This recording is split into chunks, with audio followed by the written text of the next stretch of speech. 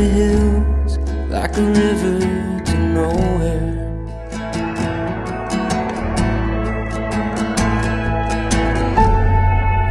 Doing my best,